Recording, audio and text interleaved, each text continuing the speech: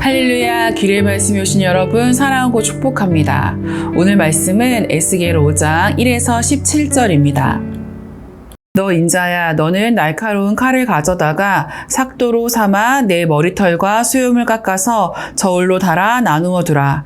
그 성읍을 에워싸는 날이 차거든 너는 터럭 3분의 1은 성읍 안에서 불사르고 3분의 1은 성읍 사방에서 칼로 치고 또 3분의 1은 바람에 흩으라. 내가 그 뒤를 따라 칼을 빼리라. 아멘. 여러분, 혹시 누군가가 갑자기 머리와 수염을 다 밀고 나타난다면 어떤 생각이 드시겠어요? 무슨 일이 있었나? 큰일 난 거 아니야? 지금도 이런 생각을 하게 되는데 히브리 문화에서 머리카락과 수염은 더 큰 의미를 지닌 것이었습니다. 성경에서 머리카락과 수염은 한 사람의 존엄, 명예, 정체성을 상징합니다. 그래서 그것을 민다는 건 그냥 헤어스타일을 바꾸는 정도가 아닙니다. 엄청난 수치와 슬픔이 담겼다는 의미입니다. 그런데 오늘 하나님은 에스겔에게 이상한 명령을 하십니다. 머리털과 수염을 밀어라. 그리고 그것을 불사르고 칼로 자르고 바람에 흩어버려라. 이게 뭘 의미할까요? 이것은 예루살렘의 철저한 심판을 상징합니다. 불사른다는 것은 기근과 전염병을, 칼로 자른다는 것은 전쟁을, 바람에 흩어버린다는 것은 포로로 끌려가고 민족이 흩어진다는 말입니다. 하나님은 예루살렘의 존엄과 안전, 영광을 다 깎아내리겠다는 상징을 보여주신 겁니다. 그리고 이걸 눈에 보이게 시각적으로 퍼포먼스 하라고 하신 겁니다. 에스겔은 지금 말씀이 아니라 살아있는 설교를 하는 거죠. 그런데 여러분, 하나님께서 왜 이렇게까지 하시는 걸까요? 5절을 보시면 하나님은 예루살렘을 열방 가운데 두셨다고 하십니다. 이건 단순히 지리적인 위치가 아니라 세상의 중심으로 삼으셨다는 뜻입니다. 하나님은 하나님의 이름을 그들을 통해 드러나길 바라셨습니다. 하나님을 믿는 백성이 이런 거구나. 세상이 보고 알게 하시려는 목적이 있었습니다. 그런데 어떻게 됐나요? 6절에서 하나님은 말씀하십니다. 내 규례를 거슬렀고 내 법도를 지키지 않았다. 오히려 이방보다 더 악하게 행했다. 너무 마음이 아픈 말씀이죠. 하나님을 모르는 사람보다 하나님을 안다고 말하는 자들이 더 악하게 산다는 겁니다. 예루살렘은 하나님의 이름을 높이기 위한 도시였는데 결국 하나님의 이름을 욕되게 만든 도시가 되었습니다. 여러분, 오늘 이 말씀이 그때 예루살렘만을 향한 말씀일까요? 아닙니다. 오늘 우리 교회에 우리 자신에게 주시는 말씀입니다. 지금 교회는 세상의 조롱을 받고 있고 믿는 자가 오히려 더 탐욕스럽고 더 교만하게 보일 때도 있습니다. 세상은 가만히 보고 있다가 말합니다.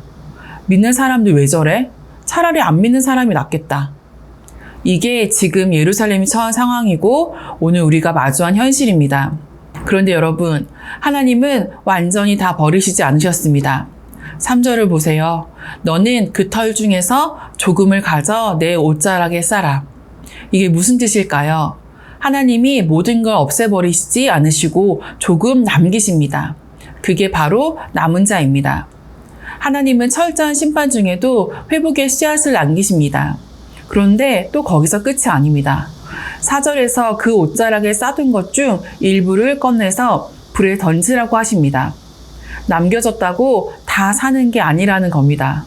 남은 자일지라도 불순종하면 다시 심판 가운데 놓입니다. 여러분, 우리가 이 시대의 남은 자가 되고 싶다면 하나님의 긍휼만 붙드는 것이 아니라 말씀 앞에 순종하는 자로 살아야 합니다. 혹시 우리 안에 여전히 회개하지 않은 죄가 있고 하나님의 이름을 가볍게 여긴 흔적이 있다면 오늘 이 말씀 앞에 겸손히 엎드립시다. 또한 오늘 이 땅에 살아가는 그리스도인으로서 이 시대의 죄를 나의 책임으로 껴안는 회개가 필요합니다. 이것이 나의 죄입니다 라고 고백하며 하나님 앞에 엎드려야 합니다.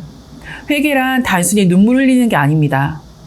머리를 깎인 에스겔처럼 자존심을 내려놓고 하나님 앞에서 다시 시작하고 싶은 간절함으로 긍휼을 붙들고 말씀에 순종하겠다는 결단을 하는 것. 그게 진짜 회개입니다. 사랑하는 길의 가족 여러분, 하나님은 오늘도 당신의 옷자락 안에 쌓일 사람, 심판 가운데서도 끝까지 붙들 사람, 자신의 이름을 통해 다시 세울 사람을 찾고 계십니다. 우리가 그 남은 자가 되기를 소망합니다. 심판을 피하려는 계산이 아니라 하나님의 마음을 아는 자로 말씀을 붙들고 끝까지 순종하며 살아가는 사람이 되시기를 바랍니다. 비록 이 시대가 교회를 조롱하고 믿는 자들이 더 악하다는 말을 들을지라도 우리는 말씀이 무너진 곳에서 다시 세우는 자, 무너진 예배를 다시 일으키는 자, 하나님의 이름을 다시 높이는 자로 부름받았습니다. 오늘 이 시대 속에서도 여러분 한 사람이 하나님의 옷자락에 쌓인 자로 남겨지기를 축복합니다. 그리고 그 옷자락 안에서 다시 회복되고 다시 쓰임받고 다시 하나님을 드러내는 인생이 되시기를 주님의 이름으로 축복합니다. 오늘도 승리하세요.